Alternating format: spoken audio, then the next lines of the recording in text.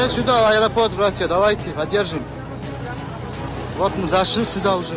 पाकिस्तान दारुल-हुकूमत के एयरपोर्ट पर इसराइली परवाज के पहुंचने की खबर पर हजारों आवाम का एयरपोर्ट पर धावा। इसराइली शहरियों की तलाश में मुसाफिरों के पासपोर्ट चेक किए। हालात बेकाबू, आर्जी तौर पर एयरपोर्ट बंद कर दिया गया।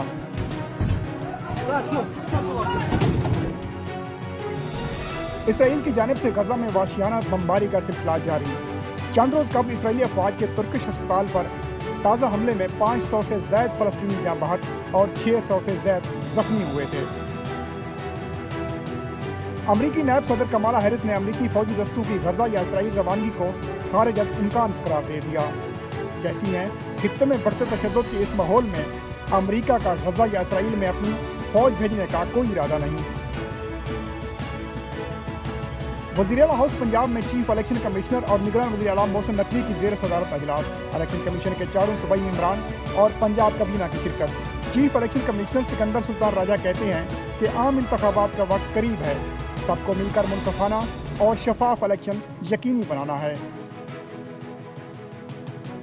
छोटे भाई आसिम जमील की डेथ हो गई। मरूफ आलिम दीन मौलाना तारिक जमील के बेटे आसिम जमील की खुदकुशी की तस्दीक मरहूम के बड़े भाई मौलाना यूसुफ जमील ने कर दी।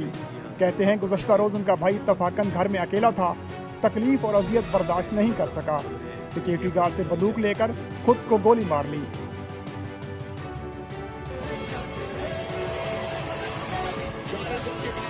आईसीसी वर्ल्ड कप में भारतीय क्रिकेट ग्राउंड की आउटफील्ड खिलाड़ियों के लिए डरावना ख्वाब साबित होने लगी। बदतरीन आउटफील्ड पर खिलाड़ियों की इंजरीज के मसाइल बढ़ने लगे। धर्मशाला के बाद एक और भारतीय स्टेडियम की खराब आउटफील्ड पर उंगलियां उठने लगी।